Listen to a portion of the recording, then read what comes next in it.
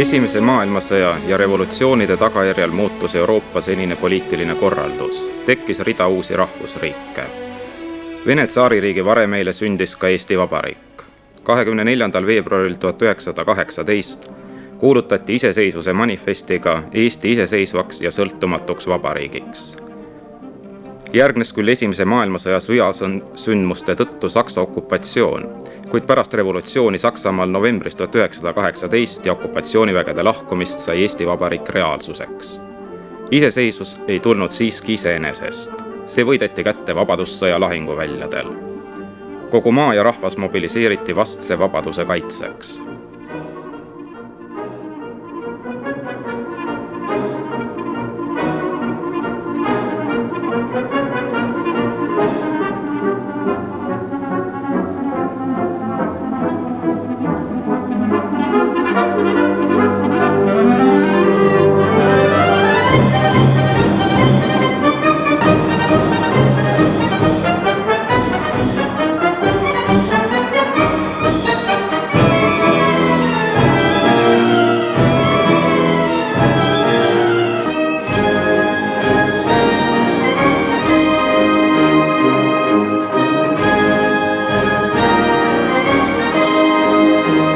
Vabadussõda kroonis võit.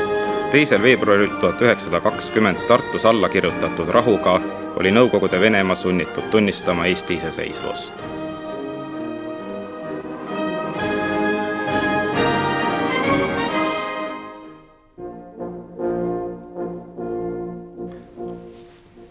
Eeldused iseseisvumiseks olid tekkinud juba Eesti ühiskondliku arengu käigus, kuid oma riik tuli alles üles ehitada. Eilsest Vene provintsist iseseisva ja sõltumatu Eesti Vabariigi rajamine oli suur töö.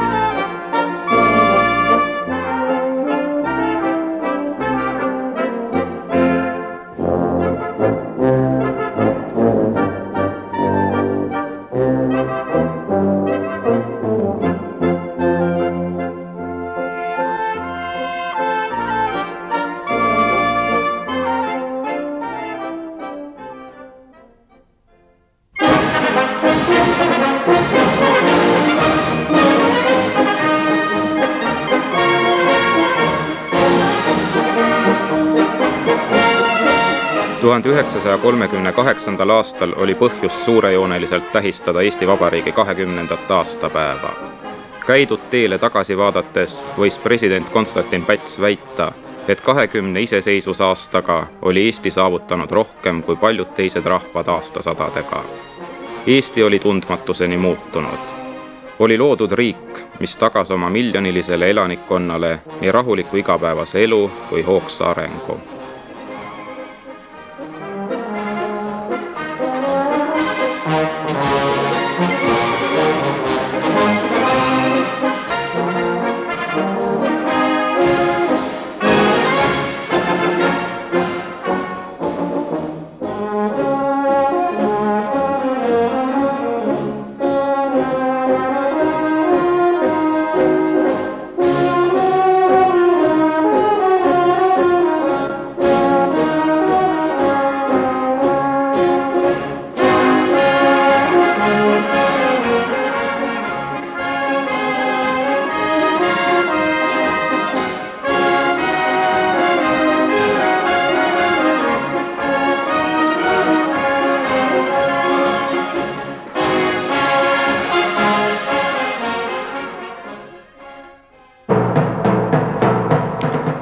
Eesti oli uus, kuid võrdõiguslik liige iseseisvate riikide peres.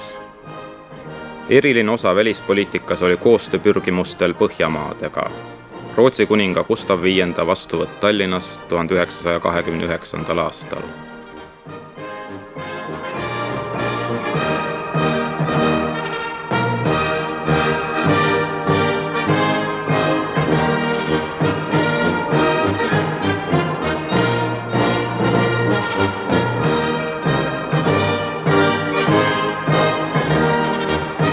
Eesti riigipea Jaan Tõnisson visiidil Rootsis.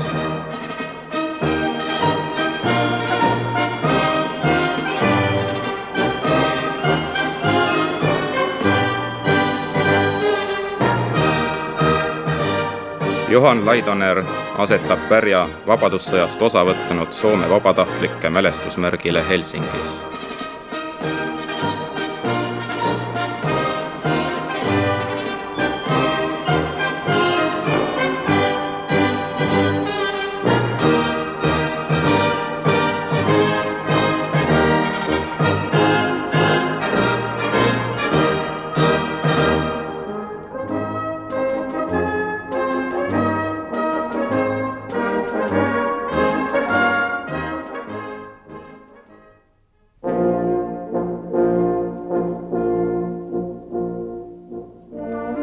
Maamajandus oli ümber korraldatud vastavalt iseseisva riigi vajadustele. Suureks sotsiaalseks muutuseks oli mõisnike ülemvõimu kaotamine. 1919. aastal vastu võetud radikaalse maaseadusega võõrandati mõisnike suurmaavaldused ja maa jaotati Eesti talupoegade vahel. Eelisjärjekorras said maad vabadussõjas Eesti eest võidelnud. Maareformiga loodi 50 000 uut talu. Maale tekkis uus sotsiaalne kiht, asunikud, kes visatööga lõid juba mõne aastaga elujõulised talud.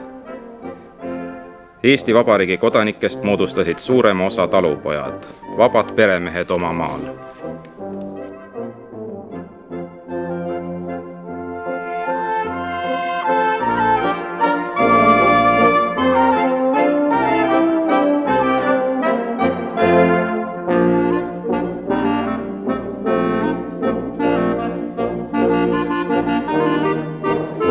Põhjalikud muudatused toimusid ka tööstuses. 1930. aastate keskpaigast algas sihikindla riikliku majanduspoliitika tulemusel majanduslik kõrgperiood. Loodi täiesti uued tööstusharud nagu põlevkivikeemiatööstus.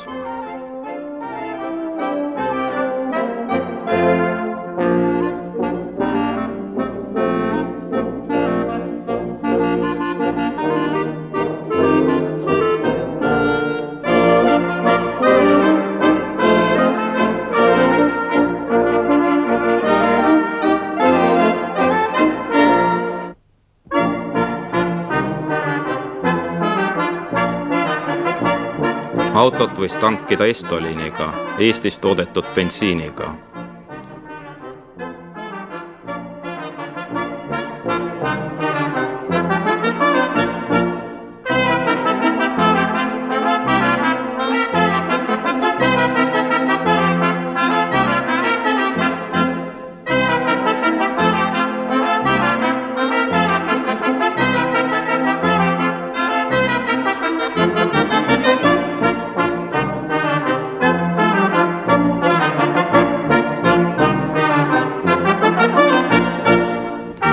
Franz Krulli vabrikus valmistatud vedur sõidab tehasest proovisõidule.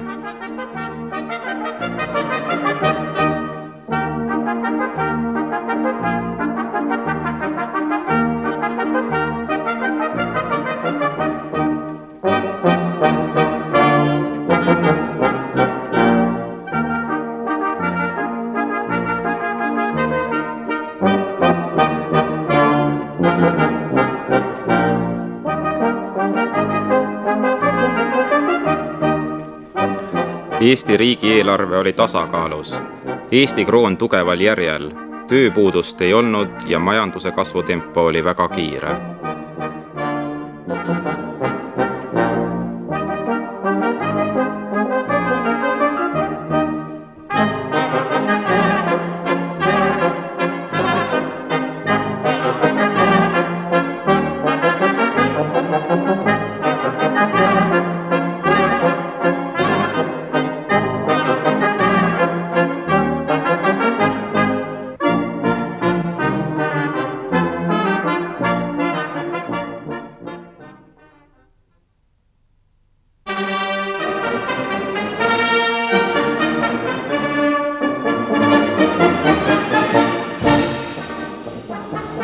Suurim saavutus omariikluse ajal oli Euroopa tasemel seisva rahvuskultuuri väljaarendamine. 1-miljoniline rahvas lõi emakeelse kõrghariduse ja teaduse ning mitmekülgse kirjanduse ja kunstiga kõrgkultuuri. Nende aastate saavutustel püsib Eesti kultuuriline iseolemine tänaseni. Noor rahvus elas pulbitseva eneseteostuse tungis. Kogu rahvast haaras kultuuriaktiivsus.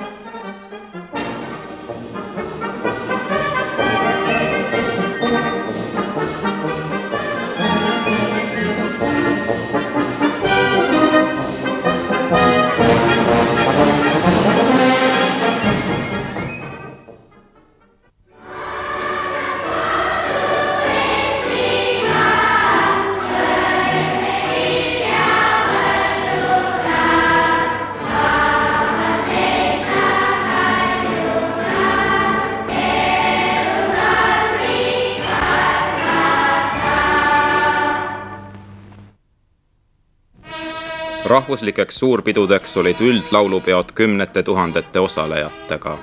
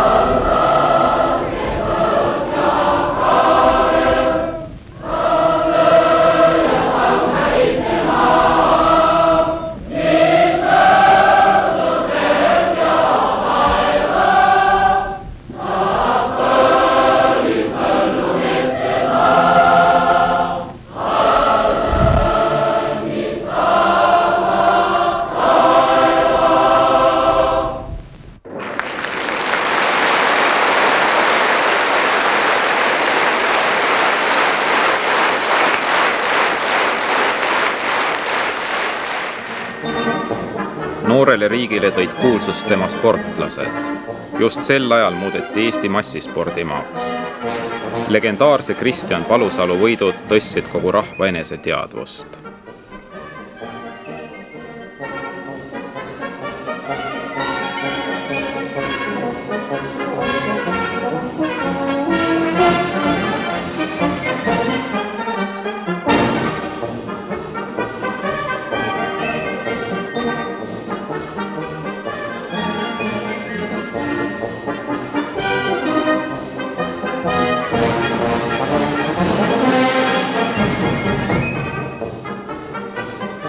Noor Paul Keres oli üks maailma maletippudest.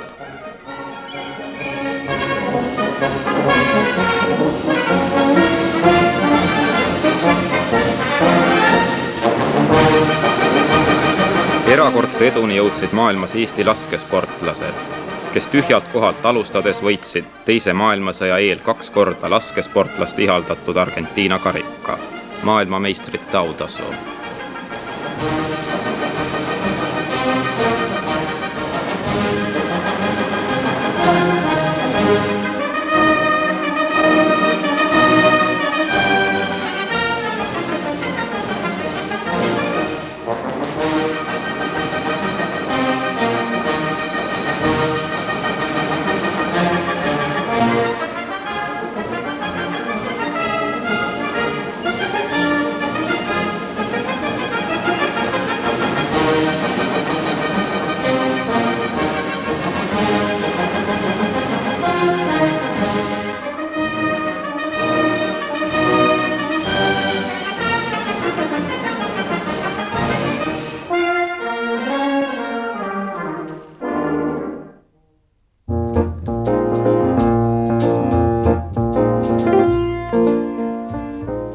Hoogne ehitustegevus andis linnadele sootuks uue ilme. Vanast, agulitega ümbritsetud keskaegse linnasüdamega Tallinnast sai euroopaliku näoga pealinn.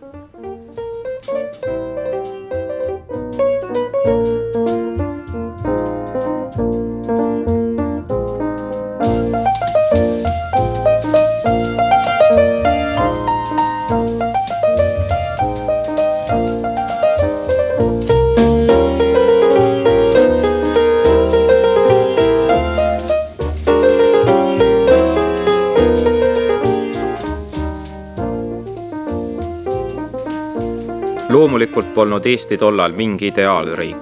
Probleeme ja puudusi jätkus küllaga. Elatustase ja majandus jäid veel tunduvalt maha kõrgelt arenenud riikidest. Visatööd tuli veel palju teha.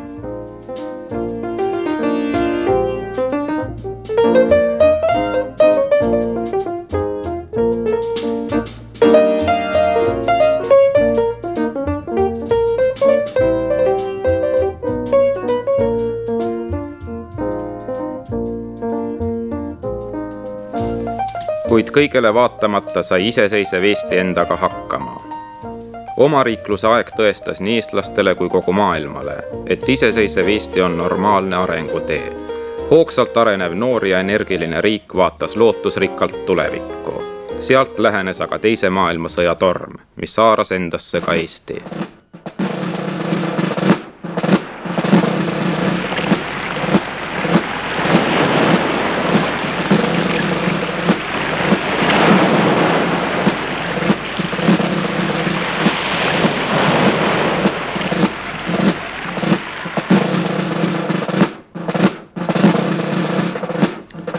Tuhande 1939. aasta Molotov-Ribbentropi paktiga ära jagatud Euroopas jäi Eesti silm silma vastu Nõukogude Liiduga, kelle jõuähvarduste eest tuli järele anda.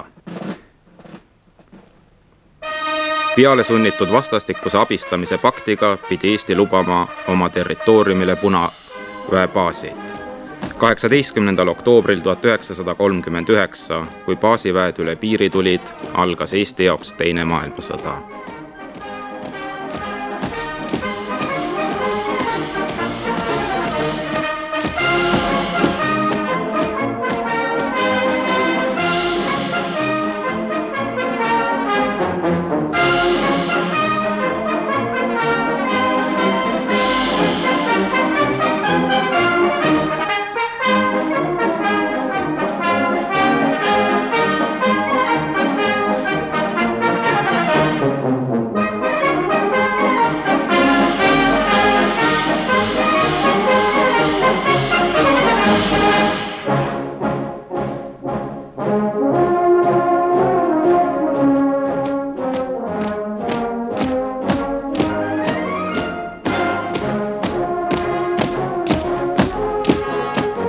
Tuhande 1940. aastal okupeeriti Eesti Vabariik. Vastupanuks ei olnud tollal enam jõudu ega võimalust. Moskva emissaride juhtimisel lavastati Eestis ja teistes Balti riikides revolutsioonid ning nende astumine Nõukogude Liidu koosseisu.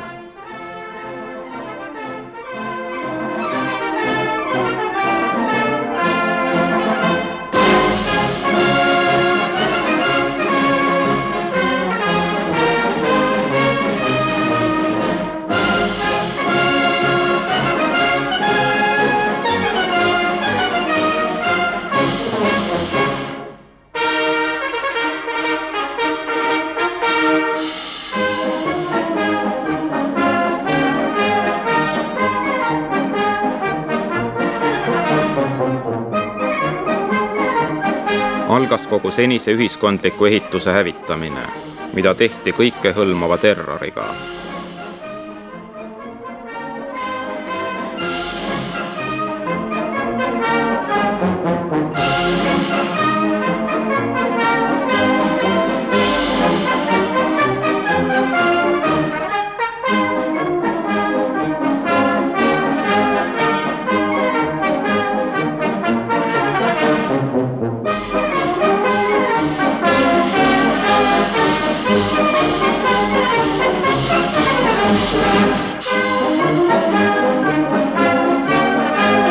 Kõike seda varjutati totaalse propaganda ja demagoogiaga. Tolleaegne kinokroonika näitas klantspilti sellest, et Eesti lapsed saavad tänu kommunistliku partei hoolitsusele viinamarju süüa.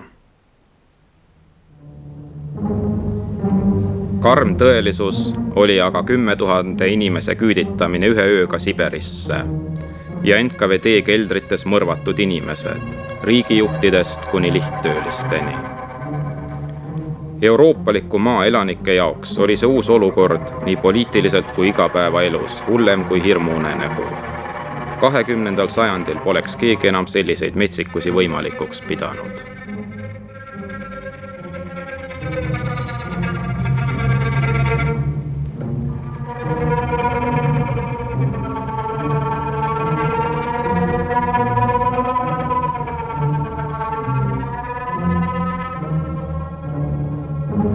punase terrori ohvrite matmine Tartus. Lootus vabanemisele tärkas 22. juunil 1941, kui algas Saksa Nõukogude Liidu sõda. Nõukogude okupatsioonist vabanemise käigus loodeti taastada Eesti iseseisvus. 10 000 eestlased võitlesid metsavendadena või koos Saksa sõjaväega Punaarmee vastu. Saksa sõdureid võeti Eestis vastu vabastajatena. Esialgse rõõmu asemel tuli aga varsti arusaam, et maa on lihtsalt vahetanud peremeest. Eesti oli jäänud alasi ja haamri vahele. 1944. aastal mobiliseeritud Eesti mehed saavad esimest riviõpetust. Teises maailmasõjas võitlesid 10 000 eestlased vabatahtlikult või mobiliseerituna Saksa sõjaväes idarindel. Nad ei võidelnud mitte Suur-Saksamaa eest, vaid Punaarmee eemale hoidmiseks Eestist. Nõukogude okupatsiooni koledused olid kõigil selgelt meeles. Ükskõik millisena tuleviku Eestit ka ette ei kujutatud. Igal juhul oli selle vältimatuks eelduseks Punaarmee eemale hoidmine maalt.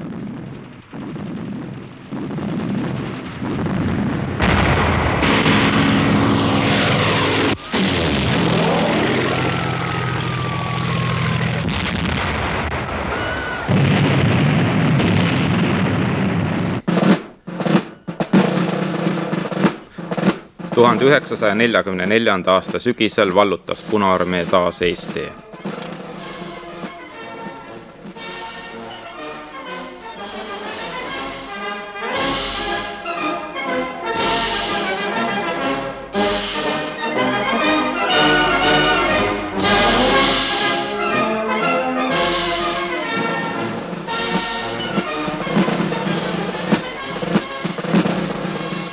Eesti kaotas teises maailmasõjas ja järgneva Nõukogude terrori tõttu ligi 5% oma elanikkonnast. Sõjas purustatud linnad ehitati aja jooksul taas üles, kuid elama toodi sinna juba võõraid. Moskva kolonisatsioonipoliitika sihiks oli Eesti täielik venestamine.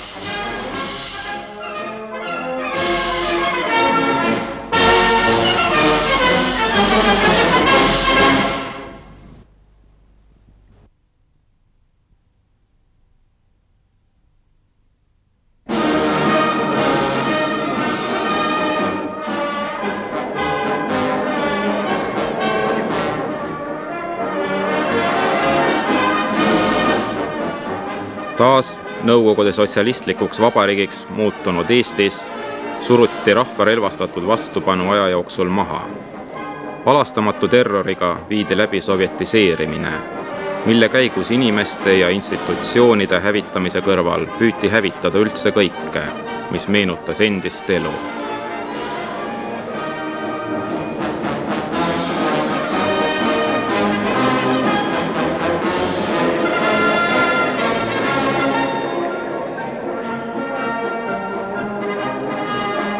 Eesti suleti raudse eesriide taha. Siin toimuv jäi vabale maailmale suures osas teadmatuks. Võõrastele kerkisid uued elurajoonid. Terved linnad ja piirkonnad muudeti venepärasteks.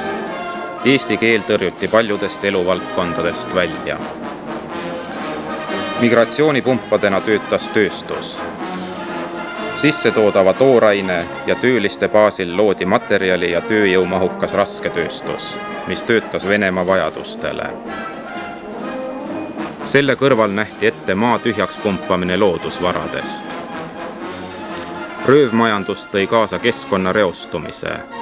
Mitmes piirkonnas lähenes see ökoloogilisele katastroofile.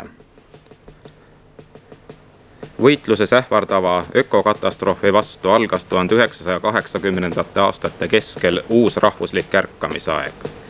Selles võitluses oma jõudu tajunud ja poliitilist tegevust alustanud rahvast ei olnud enam võimalik maha suruda. Ainult mõne aastaga sai idee oma riiklusest taas tegelikkuseks.